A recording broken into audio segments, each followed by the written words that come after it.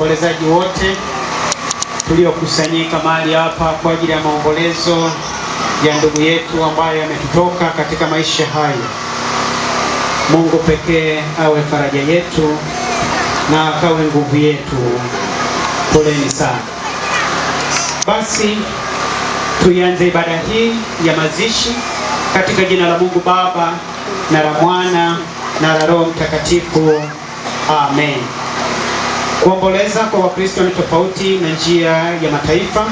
Katika Luka 8:52 na Yohana 11:33 na Thesalonike wa kwanza mlango wa 4 mstari wa 13, Yesu aliwazuia kulia kama watu wasio na matumaini.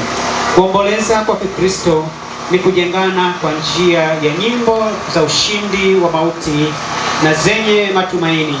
Pia kusoma neno la Mungu. Mwanadamu aliyezaliwa na mwanamke siku zake za kuishi si nyingi, naye hujaa taabu.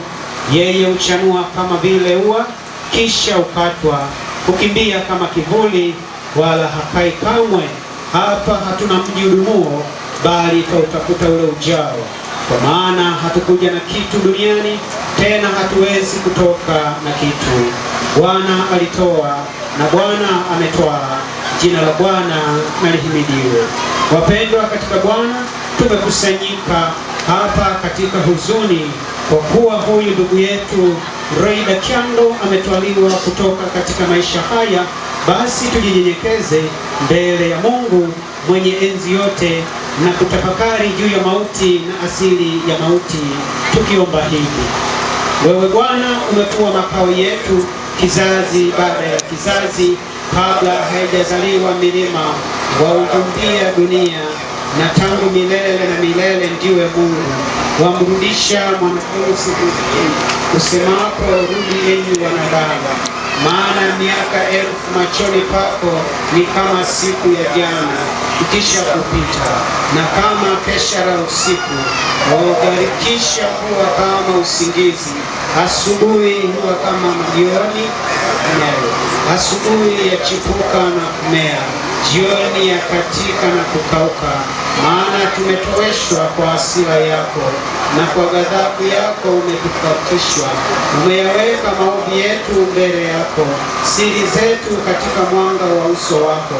Maana siku zetu zitapita kama hasira yako.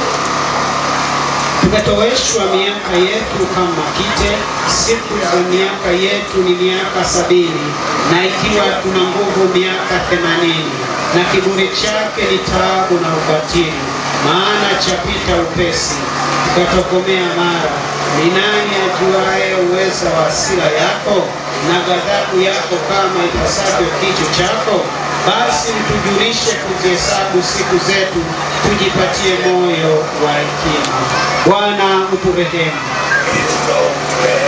Bwana utupe amani yako.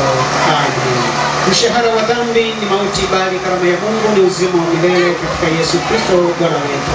Tusikilize faraja ya neno la Mungu kwetu.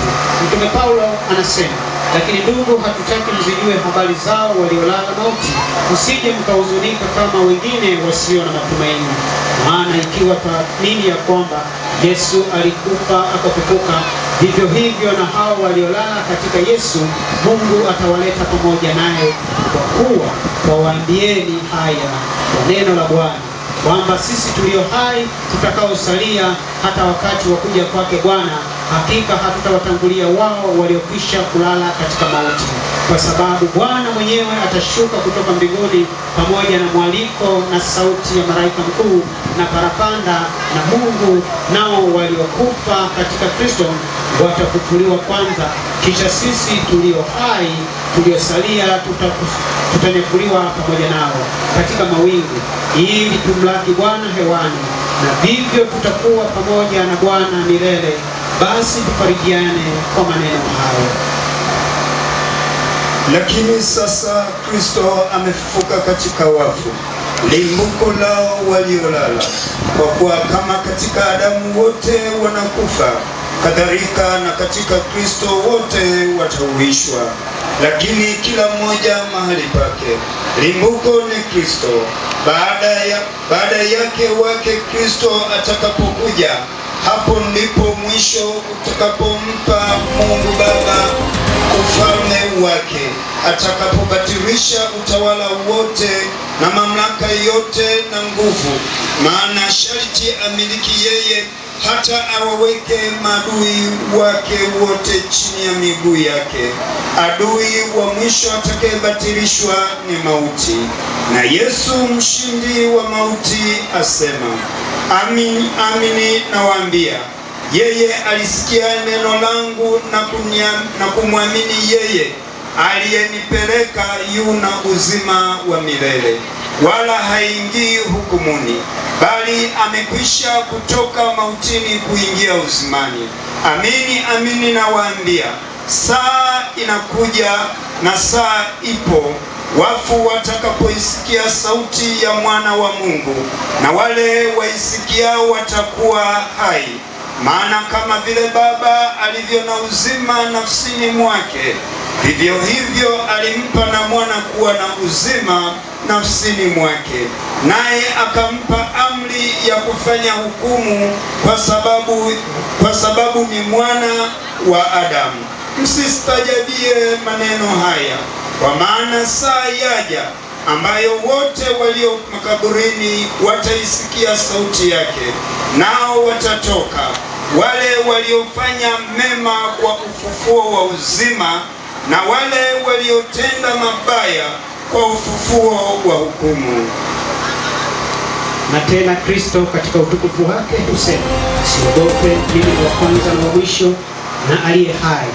Nami nilikuwa nimekufa, na tazama ni hai hata milele na milele. Nami ninazo funguo za mauti na za kuzimu. Mimi ndimi huo ufufuo na uzima. Yeye aniaminie mimi, ajapokufa atakuwa anaishi, naye kila aishiye na kuniamini hata kufa kabisa hata milele. Je, wayasadiki haya? Akamwambia, naam Bwana, mimi nimesadiki ya kwamba wewe ndiwe Kristo mwana wa Mungu, yule ajaye ulimwenguni. Amen. Awe limbuko lao wote waliolala na kumiliki waliokufa na walio hai. Twakushukuru kwa ajili ya ahadi ya uzima wa milele katika neno lako na matendo makuu ya kutuokoa. Uhimidiwe kwa kumkubali na huyu ndugu yetu Roida Kyando katika ubatizo mtakatifu kuwa mtu wako na mrithi wa uzima wa milele. Uhimidiwe pia kwa ajili ya msamaha wa dhambi ambao hutujalia sisi sote tunapokujia kwa unyenyekevu. Hata huyu ndugu yetu tunamweka katika mikono yako yenye huruma na kukushukuru kwa ajili ya yote mema tuliyoyapokea kutoka kwake. Tunawaombea wote waliohuzunishwa na kifo chake, hasa tukiwakumbuka ndugu, jamaa na marafiki, familia nzima kwa ujumla. Watulize kwa neno lako takatifu, wasaidie ili waweke tumaini lao kwako na kuzitegemea ahadi zako. Twakusihi hata kwa ajili ya sisi sote, tuvute mioyo yetu kufikiri yaliyo juu, siyo yaliyo katika nchi hii ambayo hatuna mji udumuo. Utusaidie kuvumilia dhiki, taabu na huzuni maishani mwetu, tutulizwe na neno lako ili tukae katika amani ndani yako na kushinda majaribu ya kila aina. Utujalie imani iliyo imara na kufahamu kwamba mateso ya wakati huu huwa si kitu kama utukufu ule utakaofunuliwa kwetu. Tunaombea hata tunaomba hata kwa ajili ya yule wa kwanza miongoni mwetu atakayefuata kuitwa na wewe kusimama mbele za uso wako. Uwalie pamoja na sisi sote, tufikirie mwisho mwema. Utujalie kuvipiga vita vizuri na kumaliza mwendo wetu, kuilinda imani, hivyo tuwe tayari kwa saa yetu ya mwisho katika tumaini lililo hai, kwa kuingizwa na wewe katika maisha haya ya milele kwa ajili ya kufa na kufufuka kwake Yesu Kristo Bwana na Mwokozi wetu. Amen. Milele. Sasa twende tukamzike ndugu yetu kwa amani ya Bwana wetu Yesu Kristo. Amen. Bwana Yesu asifiwe sana. Amen. Nakwenda kusoma historia fupi ya marehemu Roida Kyando. Kuzaliwa Loida Kyando alizaliwa mnamo tarehe 24 mwezi wa 4 1995 huko Mbinga. Elimu. Loida Kyando alibahatika kupata elimu ya msingi. Masomo kusoma Ukwamani, Dar es Salaam. Sekondari form 1, form 2 amesoma Kisarawe.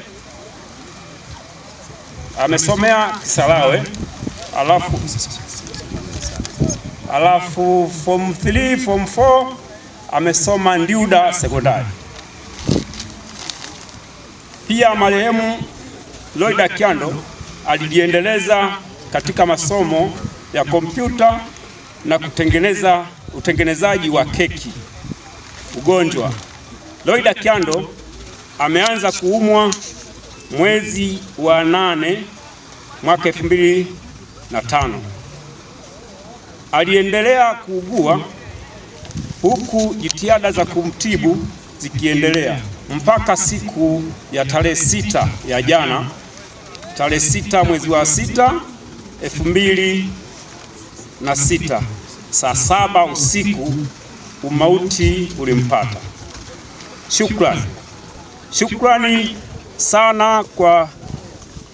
sana kwa madokta wote ambao waweza kumhudumia, wakiwepo wa Palestina Sinza, Dar es Salaam, Muhimbili, Dar es Salaam, Ikonda, Makete,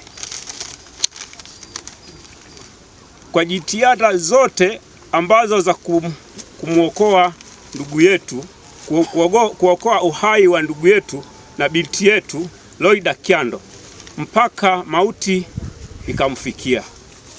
Bwana ametoa na Bwana ametwaa. Jina la Bwana lihimidiwe. Amen.